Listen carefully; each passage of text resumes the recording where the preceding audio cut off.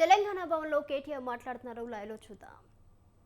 గత 10 సంవత్సరాల కేసీఆర్ గారి నాయకత్వంలోని పరిపాలనను బదనాం చేసే విధంగా, ప్రజల్లో అపోహలు అనుమానాలు సృష్టించే విధంగా కొంత ప్రయత్నం నిన్న మొన్న తాత్కాలికంగా బురద జల్లడానికి చేసిన విషయం మీకు తెలిసిందే. అయినప్పటికీ శాసనసభలో మా పార్టీ నాయకులు పెద్దలు జగదీశ్వర్ రెడ్డి గారు కానీ, హరీష్ రావు గారు కానీ, పార్టీ తరపున నేను కానీ ప్రభుత్వం మా మీద చేసే ఆరోపణలకు కానీ, మా మీద చేసిన కొన్ని కువిమర్శలకు కానీ ధీటుగా సమాధానం చెప్పినాం. కాబట్టే మాకు మాట్లాడే అవకాశం కూడా, సావధానంగా మాట్లాడే అవకాశం కూడా ఇవ్వకుండా గొంతు నొక్కి చివరికి శ్వేతపత్రాల్లోని హడావుడి చేసి ఆఖరికి వాయిదా వేసుకొని ప్రభుత్వం పారిపోయిన విషయం కూడా మీరు చూసినారు.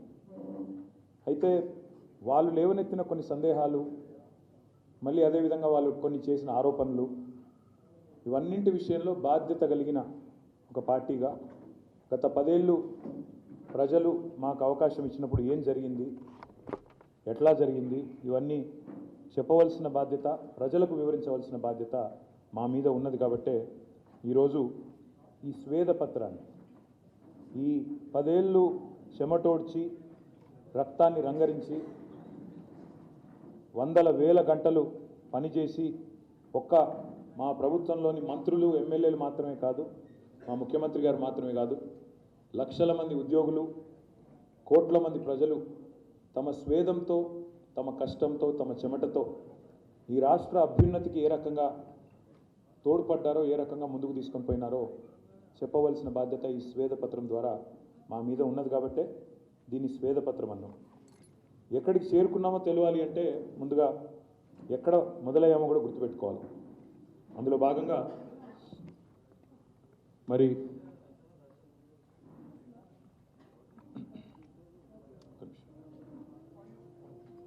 ఒక్క నిమిషం గో బ్యాక్ స్లైడ్స్ ఎవరి దగ్గర ఒక స్లైడ్ వెనక్కి గో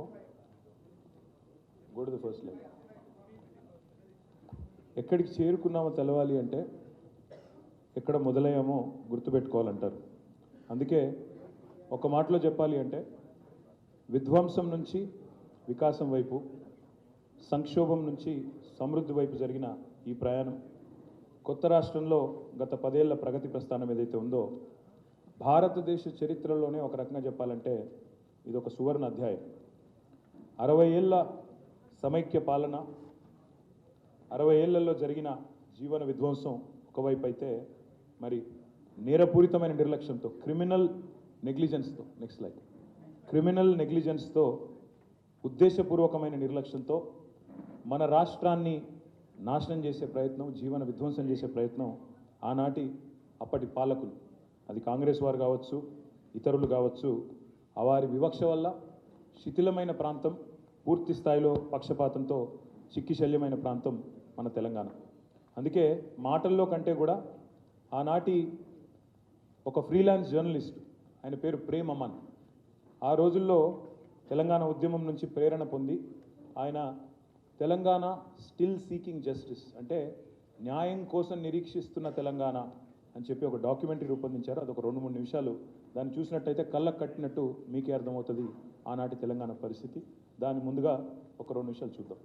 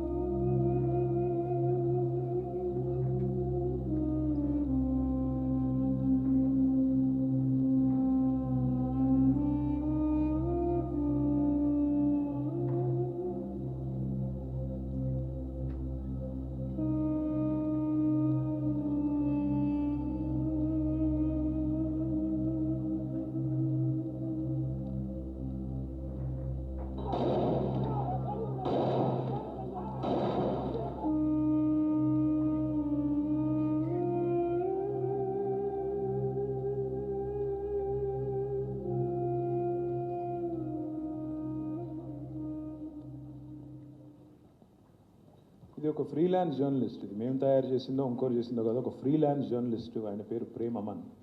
ఆయన తెలంగాణ యొక్క స్థితిగతులను అధ్యయనం చేస్తూ ఆనాడు ఈ క్లుప్తంగా, అది 30-40 నిమిషాల నిడివి కలిగిన డాక్యుమెంటరీ, కానీ క్లుప్తంగా చూపెడితే ఇది అల్టిమేట్గా కరువులు, కాటకాలు, కల్లోలిత ప్రాంతము, పోలీసు కాల్పులు, వలసలు, ఆత్మహత్యలు, తాగునీరు లేదు, సాగునీరు లేదు, కరెంటు లేదు, ఉద్యోగాలు రావు, ఉద్దేశపూర్వక ఒక నేరపూరితమైన నిర్లక్ష్యం, విల్ఫుల్ క్రిమినల్ నెగ్లిజెన్స్తో ఆనాటి పాలకులు మరి ఎటు చూసినా క్షమించరాని జీవన విధ్వంసానికి పాల్పడ్డారు. ఆఖరికి పాడి పశువులను కూడా కబేలాలకు తరలించే దుస్థితి, వివక్ష, పక్షపాతం, అదేవిధంగా సమైక్య పాలకులకు తొత్తులుగా ఇక్కడ ఉండే తెలంగాణ కాంగ్రెస్ నాయకులు డూడు బసవన్నల మాదిరిగా వాళ్ళు ఏం చెప్తే వీళ్ళక్కడ దానికి తల ఊపుతూ తొత్తులుగా మారిన పరిస్థితి. ఆనాటి కాకతీయ రాజులు నిర్మించిన చెరువుల మీద తీవ్రమైన నిర్లక్ష్యం, గ్రామీణ ప్రాంతాలకు ఆయువు పట్టు లాంటి చిన్ననీటి వనరులకు తీరని అన్యాయం, గ్రామాల్లో బోర్లు వేసి బొక్కబోర్లపడ్డ వ్యవసాయం, చివరికి 54 బోర్లు వేసిన రామరెడ్డి గారు, ఆయన పేరే మూషంపల్లిలో నల్గొండ జిల్లాలో బోర్ల రామరెడ్డిగా పేరుపడ్డ దుస్థితి, అడవుల క్షీణించడం వల్ల, అడవుల క్షీణత వల్ల పూర్తిగా పడిపోయిన వర్షపాతం, 900 మిల్లీమీటర్లు నీళ్లు వర్షం పడే తెలంగాణలో ఆనాడు అడవులు క్షీణించడం వల్ల చివరికి వర్షపాతం కూడా కరువై వర్షాభావ పరిస్థితులు, కరువు పరిస్థితులు నెలకొనున్న పరిస్థితి. సుభిక్షంగా ఆనాడు భారతదేశానికి స్వాతంత్రం వచ్చినప్పుడు సుభిక్షంగా ఉన్న తెలంగాణ సమైక్య పాలనలో పూర్తి స్థాయి సంక్షోభం వైపు మళ్ళింది. ఈ భయంకరమైన జీవన విధ్వంసం మిగిల్చిన చేదు జ్ఞాపకాలు ఎన్నో. తెలంగాణ అంటేనే నెర్రెలు బారిన నేలలు, నెత్తురు గారిన నేలలు అన్నట్టుగా మా నాయకుడు కేసీఆర్ గారు ఆనాడు ఉద్యమ సమయంలో చెప్పేది, తెలంగాణ బతుకంటేనే బొంబాయి, దుబాయి, బొగ్గుబాయి అనే ఒక తీవ్రమైన మరి వలసలు, తీవ్రమైన క్షోభిత పరిస్థితి తప్ప ఇంకోటి లేదు. మహబూబ్ నగర్ జిల్లా భారతదేశం మొత్తంలోనే మరి వెనుకబడ్డ జిల్లాలు ఎక్కడున్నాయి భారతదేశంలో అంటే అగ్రభాగాన ఉండేది మన తెలంగాణలోని మహబూబ్ నగర్ జిల్లా ఒకటి. ఒక్క పాలమూరు జిల్లా నుంచే 14 లక్షల మంది ప్రతి సంవత్సరం వలసలు పోయే దుస్థితి, వేల సంఖ్యలో ఆత్మహత్యలు, రైతులు కానీ ఇతరులు కానీ ఆత్మహత్యలు, ఆకలి చావులు, ఇవన్నీ కూడా యావత్ భారతదేశం సాక్షిగా చూసిన కఠోర సత్యాలు. నేనేదో ఇప్పుడు నా కల్పన కాదు, నా ఊహ కాదు. ఒక మాట దయచేసి ఇక్కడ మిత్రులందరూ, ప్రెస్ మిత్రులందరూ ఉన్నారు, మిమ్మల్ని నేను కోరుతా ఉన్నా.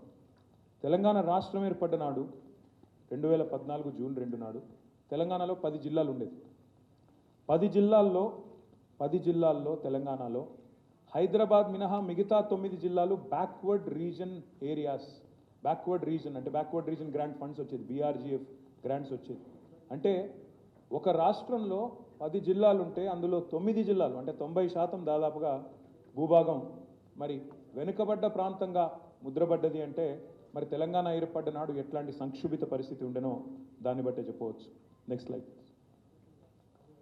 ఇక చెప్తూ పోతే 1-2 కాదు, ఇప్పుడు నేను చెప్పినట్టు వనరులు విధ్వంసం, చివరికి ఫ్లోరోసిస్ లాంటి వ్యాధితో ఆ తమ్ముడు అంశాల స్వామి అనే తమ్ముడిని జలసాధన పోరాటం చేసిన దుశ్చర్ల సత్యనారాయణ గారు తీసుకుపోయి ఆఖరికి ప్రధానమంత్రి వాజ్పేయి గారి టేబుల్ మీద పండుకోబెట్టిన సమస్య పరిష్కారం కానీ దైన్యం.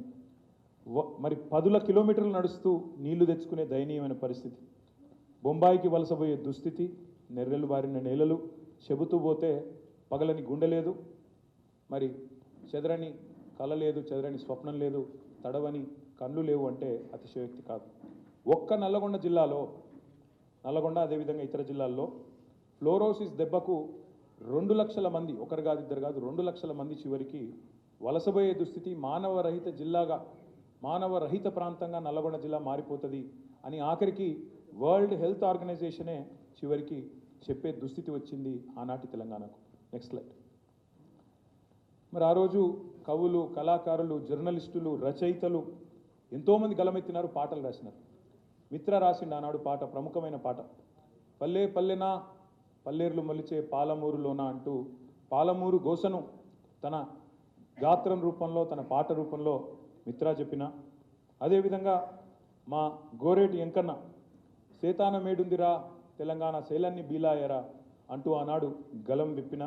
మరి ఎన్నడూ కూడా దాని గురించి మాట్లాడిన ఒక్క నాయకుడు, తెలంగాణ కాంగ్రెస్ నాయకుడు కానీ తెలంగాణలోని ఇతర నాయకులు కానీ ఎన్నడూ కూడా పట్టించుకోలేదు. చివరికి సదాశివుడు గారు మా ఆదిలాబాద్ జిల్లా సాహిత్య అకాడమీ అవార్డు విన్నరు. వారు కూడా కవి, వారు కూడా రాసినారు, తలాపున పారుతుంది గోదారి మన చేను మన చెలుక ఎడారి. అంటే ఆదిలాబాద్ నుంచి పాలమూరు దాకా, అక్కడి నుంచి ఇక్కడ దాకా కూడా ఏ కవిని, ఏ గాయకుడిని, ఏ సాహితీవేత్తను, ఏ జర్నలిస్టును, ఏ ప్రజా సంఘాల నాయకుడిని అడిగినా వాళ్ళు ఆనాడు తెలంగాణ యొక్క దయనీయమైన పరిస్థితిని కళ్ళకు కట్టొచ్చినట్టు చూపిన పరిస్థితి.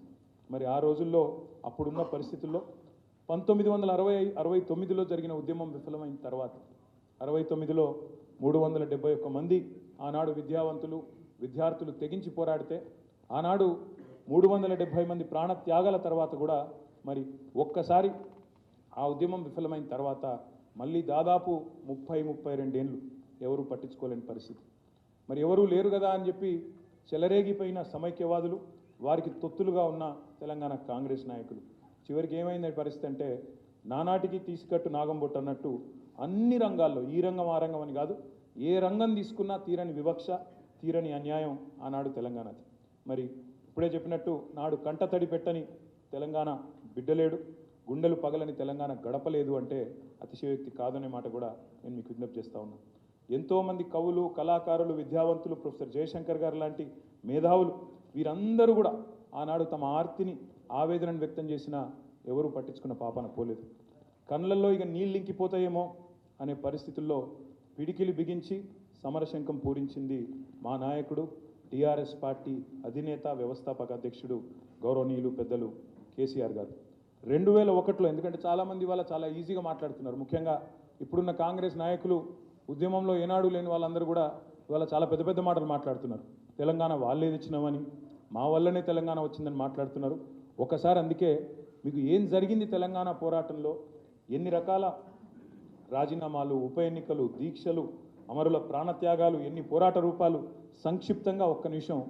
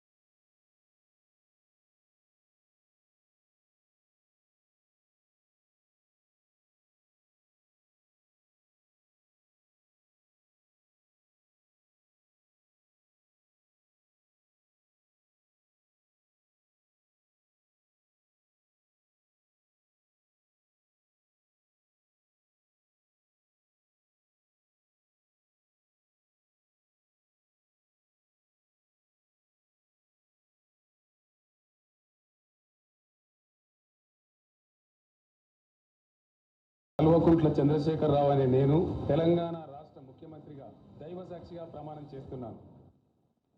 ఉద్యమంలో ఆనాడు విరిగిన లాఠీలకు లెక్కలేదు, నిండిన జైళ్లకు లెక్కలేదు, పేలిన తూటాలకు లెక్కలేదు. ఇవాళ మాట్లాడుతున్నారు కొంతమంది నిర్బంధమని, నియంతృత్వమని.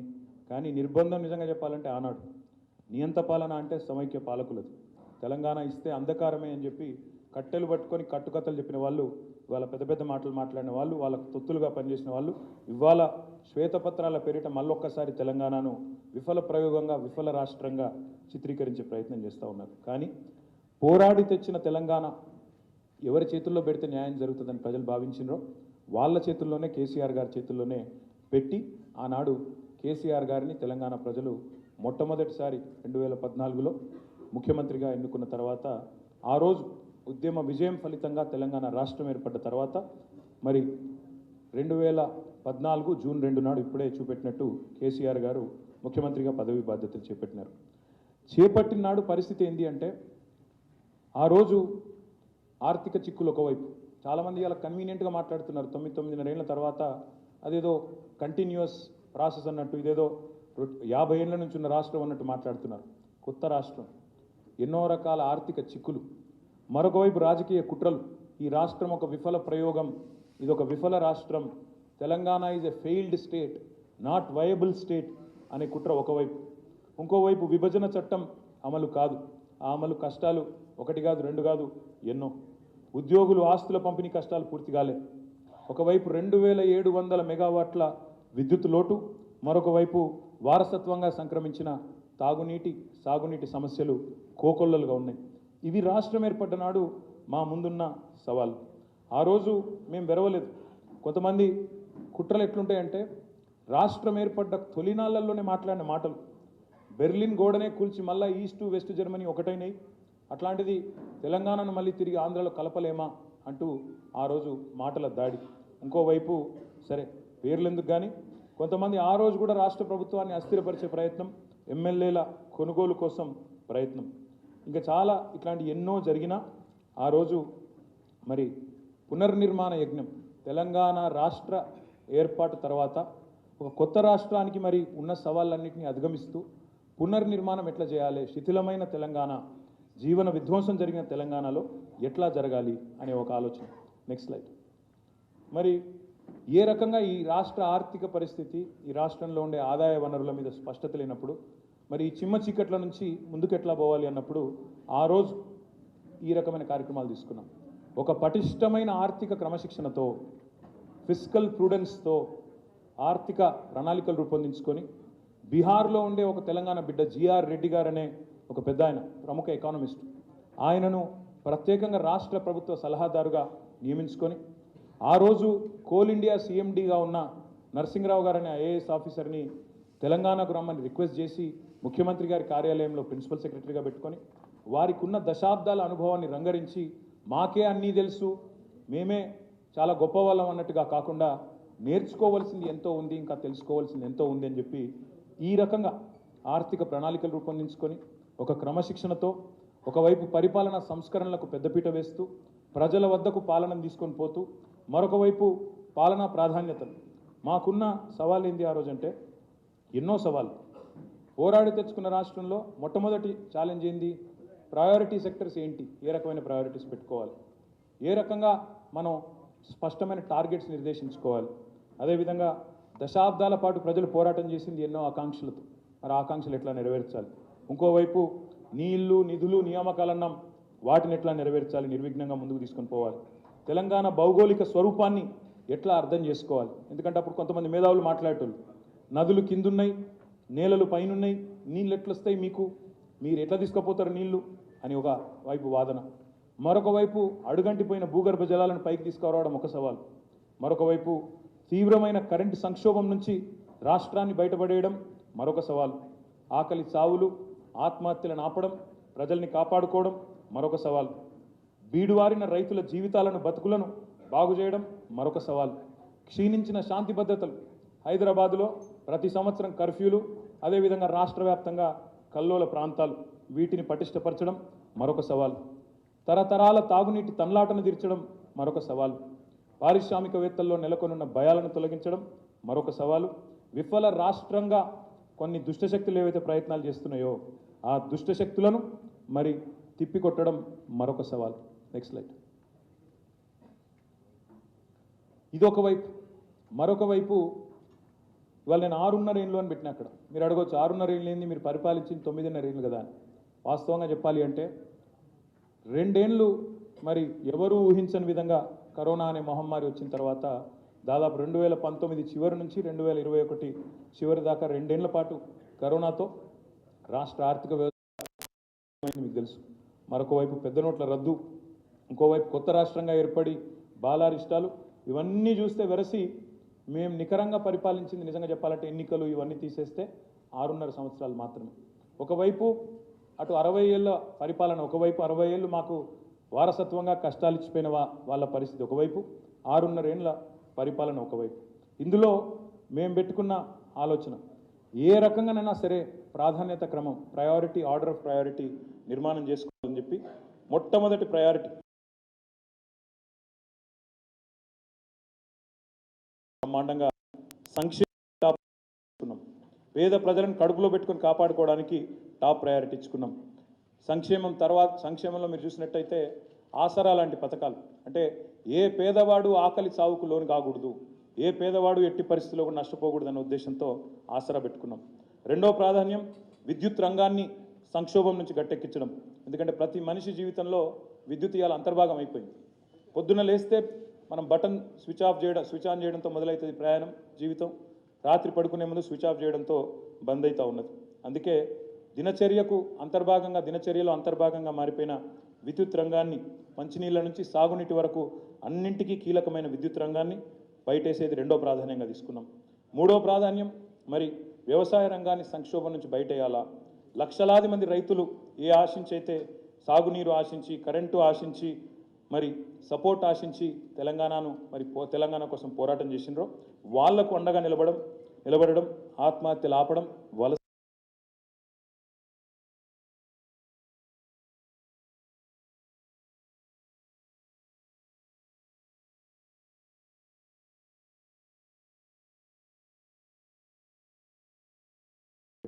ఐదవది పల్లె ప్రగతి, పట్టణ ప్రగతి, ఆరవది క్షీణించిన అటవీ సంపదను ఈ రకంగా ముందు ప్రాధాన్యత క్రమం నిర్మించుకున్నాం.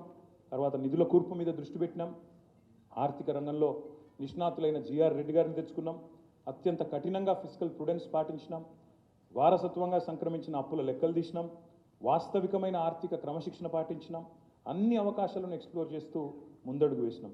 భవిష్యత్తును దృష్టిలో పెట్టుకొని, రాబోయే ఎన్నికలు కాదు, రాబోయే తరాలను దృష్టిలో పెట్టుకొని పటిష్టమైన పునాదులు వేస్తూ రాష్ట్ర సొంత ఆదాయ వనరులు ఒకవైపు పెంచుకుంటూ కేంద్ర నిధులను కూడా అందులో వాటాను సాధించాలి.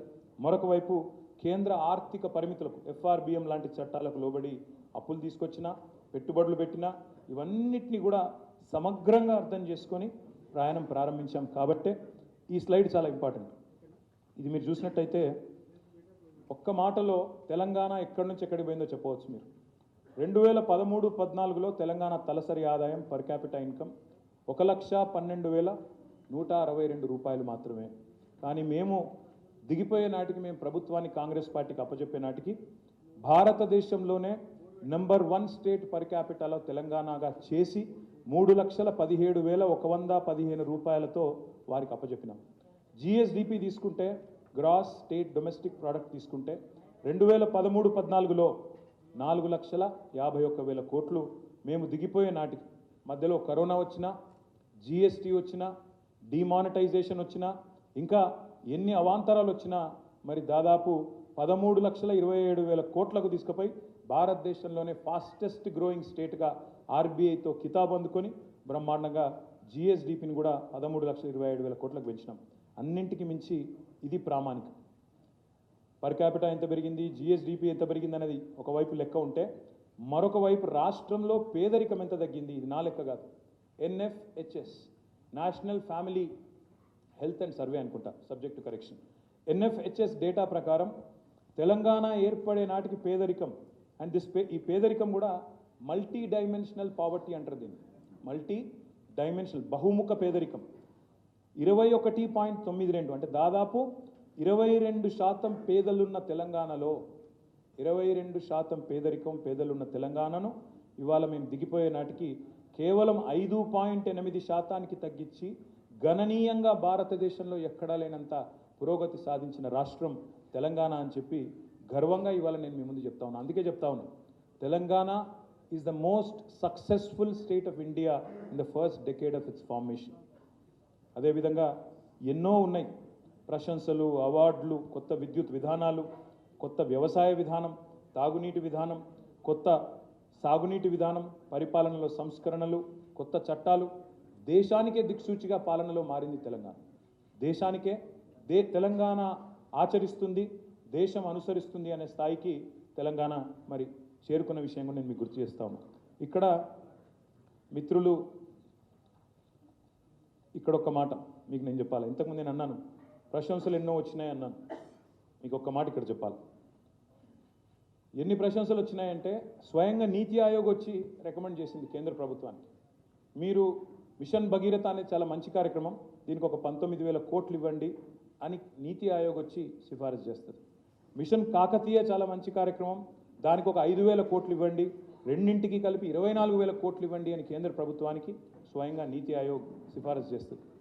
15 రాష్ట్రాల నుంచి అధ్యయన బృందాలు వచ్చినాయి తెలంగాణకి, వచ్చి మిషన్ కాకతీయను మిషన్ భగీరథను అధ్యయనం చేసి మా రాష్ట్రాల్లో కూడా అనుసరిస్తాం, మా రాష్ట్రంలో కూడా ఆచరిస్తామని చెప్పి ఇక్కడికి వచ్చి స్టడీ చేసిపోతారు.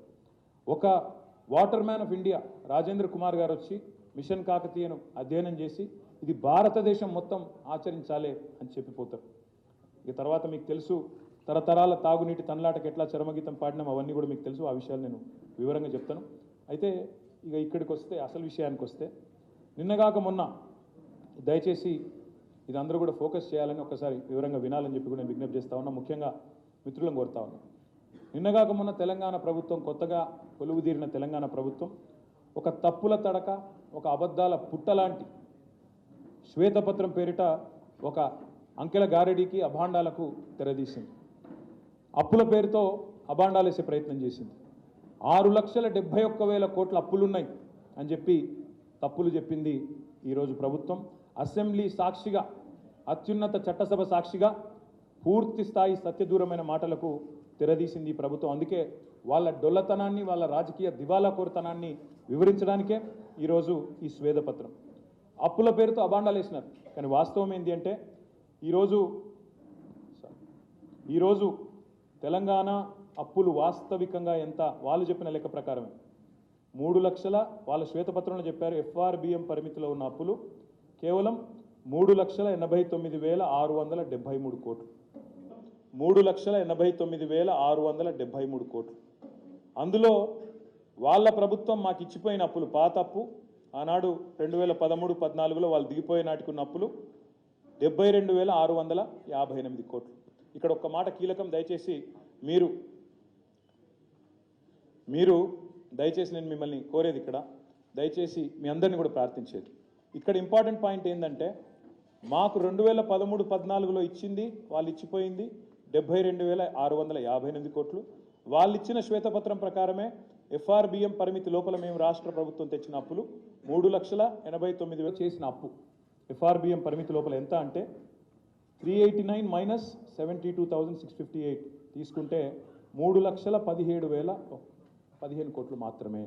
కానీ దాని ఎంత బుకాయింపు అంటే ఈ 3,17,000 కోట్లను 6,71,000 కోట్లు అని చెప్పి వాళ్ళు ఇలా చిత్రీకరించే ప్రయత్నం చేస్తూ ఉన్నారు. ఇది ఎందుకు డొల్లా అని నేను అంటున్నా అంటే ఇందులో ప్రభుత్వ గ్యారంటీ ఉన్నాయి 1,27,208 కోట్లు ఉన్నాయి.